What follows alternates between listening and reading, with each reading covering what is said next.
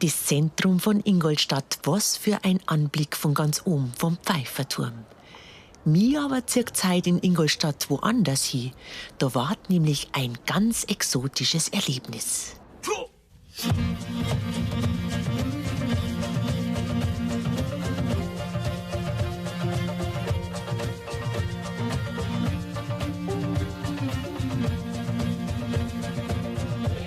Die mongolische Musikgruppe Kuch Mongol ist international bekannt und ich darf heute einen Tag mit diesen ausgezeichneten Musikern verbringen. Die kleine Mongolei, in die ich gleich eintauchen werd, liegt im Ingolstädter Konradviertel.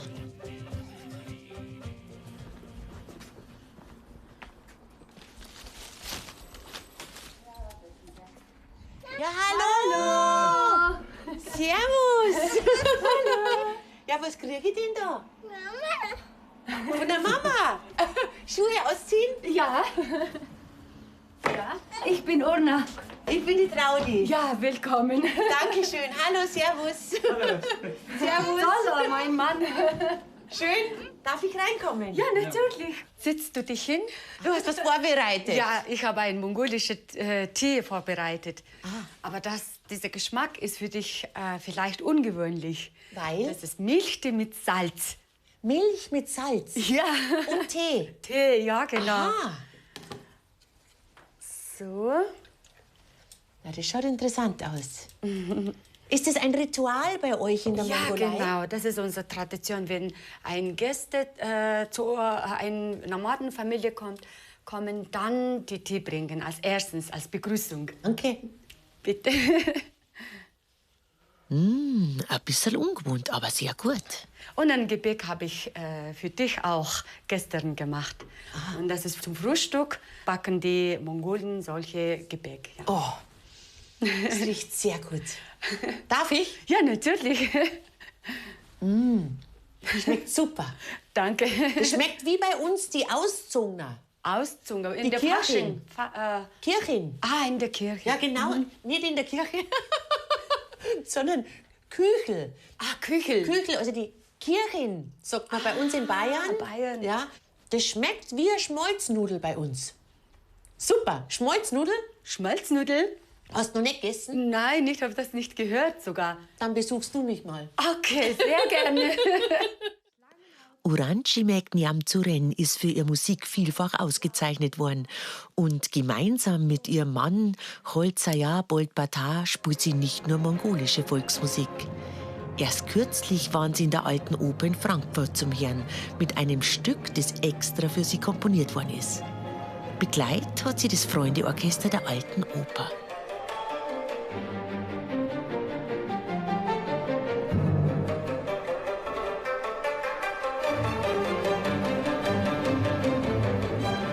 Typisch mongolische Instrumente, die Pferdekopfgeige und eine besondere Laute. Das Körper besteht aus Schlangenhaut und mit dreiseitiges Instrument. Und Langhalsiges. Der Steg, Ja, Steg ist aus Holz. wie bei der Geige, und da gehen die Saiten drüber. Ja, Urna, in Bayern zu leben, was bedeutet dir das? schön. Was gefällt dir? Schön, wie zu Hause. Ich bin seit 15 Jahren da und meine 3 Kinder sind hier geboren. Und das heißt, dass Bayern ist wie mein Heimatland. Und dann auch gibt's Bergen und auch die Leute sind sehr nett und ja, gefällt mir. Und gibt es Parallelen von der Mongolei zu Bayern und von Bayern zu der Mongolei?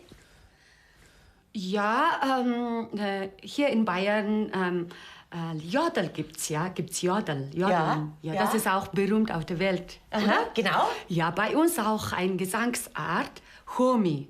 Das ist auch eine besondere Gesangsart. Obwohl ein Mann oder eine Frau singt, kann man gleichzeitig 2 bis 3 Stimmen hören. Homi ist ein Obertongesang und Utsuchcharach Puruzureng beherrscht diese ganz besondere Gesangsart. Sie macht schon lang zusammen mit der Urner Musik und hilft ihr gerade bei der Zubereitung eines mongolischen Festmahls. Du bist ja Sängerin Ich bin Sängerin von Kuchmongol. von Kuch Mongol. Aha. Könntest du uns jetzt spontan was vorsingen? Ja, natürlich gerne.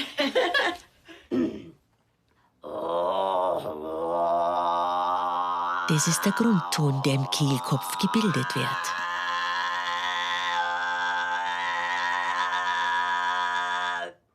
Unglaublich. Ich muss jetzt noch hoch, ja? Aha.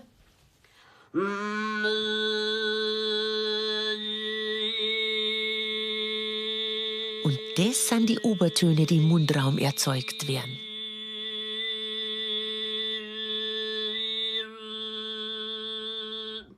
Boah, Wahnsinn! Das heißt, der Obertongesang, das sind die tiefen Töne und die hohen Töne und die zusammengefasst. Ja, genau. Mhm.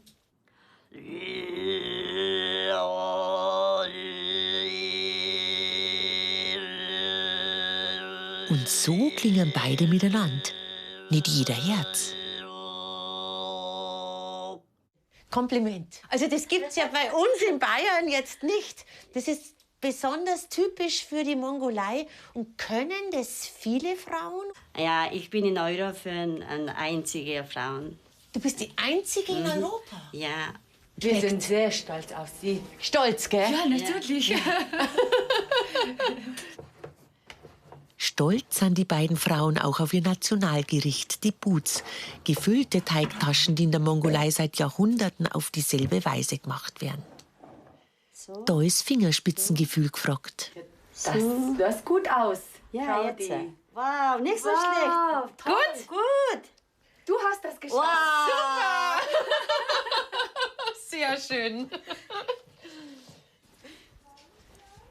Während die Buts im Dampf gegart werden, zeigt mir Urnas Mann zusammen mit seinem Freund Erdenbold Daschzeren und Leiter der Musikgruppe Kuchmongol ein traditionelles mongolisches Geschicklichkeitsspiel, das Knöchelschießen.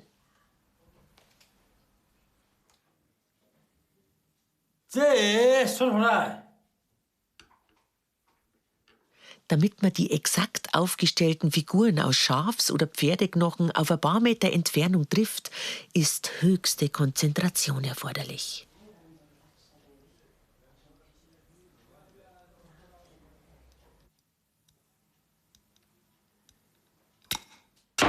Volltreffer. Gratulation. So, und jetzt wird's aber höchste Zeit, dass ich die ganze Gruppe Kuchmongol kennenlernen. Und die hat ein paar Straßen weiter eine Überraschung für mich vorbereitet. Die Urna mit Mann und Töchtern macht sich mit dem Auto auf den Weg und ich mit meinem Radl. Der Treffpunkt ist beim langjährigen Förderer und Manager der Gruppe, dem Rudi Wagner.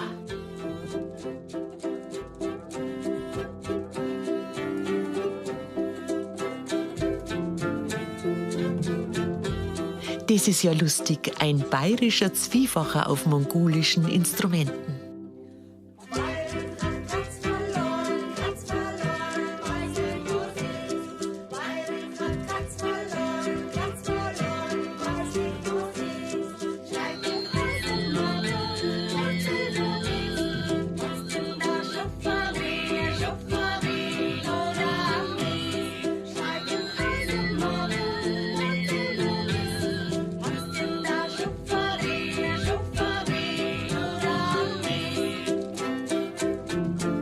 Und Obertongesang ist auch dabei. Die Überraschung ist gelungen.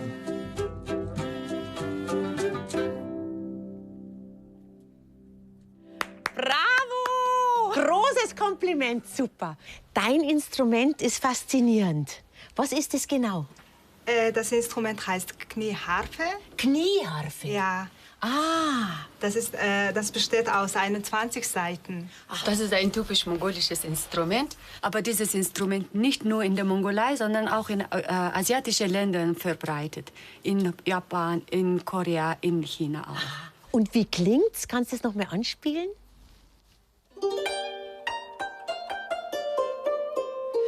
Klänge wie diese haben Rudi Wagner inzwischen auch Kulturbotschafter der Mongolei zum begeisterten Kuchmongol-Fan gemacht. Jetzt werden es 25 Jahre, dass die Gruppe Kuch Mongol gibt. Vorher sind sie über eine Tournee gekommen und da haben wir uns kennengelernt. Und da sind sie dann weitergefahren am nächsten Turnierort. Und das hat ihnen wahrscheinlich so gut in Ingolstadt gefallen, dass sie das nächste Jahr bei mir am Büro geklopft haben und gesagt, jetzt sind wir wieder da. Aha. Und so ist das dann entstanden. 3 Jahre nur im Sommer und dann sind sie fest da gewesen, haben eine Wohnung gesucht und jetzt sind sie ganz festhaft bei uns in Ingolstadt und sind schon halber die Schanzer. Ja, genau. Kuch Mongol, was heißt das genau? Kuch Mongol heißt übersetzt die blaue Mongolei, weil eben in der Mongolei, ich war auch schon 4-mal in der Mongolei, an 365 Tagen der Himmel sich blau über das Land wölbt und immer schön Wetter ist. Und Schönsweda war auch in Ingolstadt, als die Musiker von Kuch Mongol zusammen mit ihren Kindern extra für mich ihre Reisejurte aufgestellt haben. Die nehmen sie gern mit, wenn sie auf Festivals in ganz Europa spielen. Und in diesem seit Jahrtausenden verwendeten Nomadenzelt haben Kuch Mongol und Rudi Wagner heute ein typisch mongolisches Fest vorbereitet. Aber vorher gibt's noch mal eine Überraschung für mich. Jetzt machen wir Musik, ja? Mongolische Musik. Ja.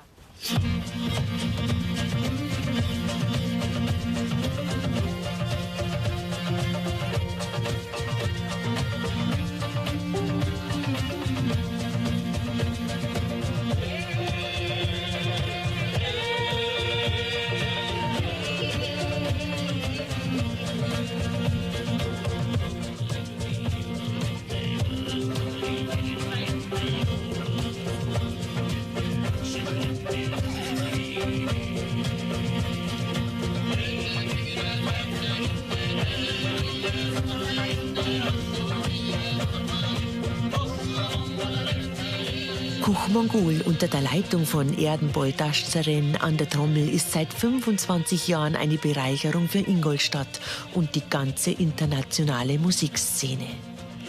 Ich bin begeistert und freue mich auf ein Wiedersehen.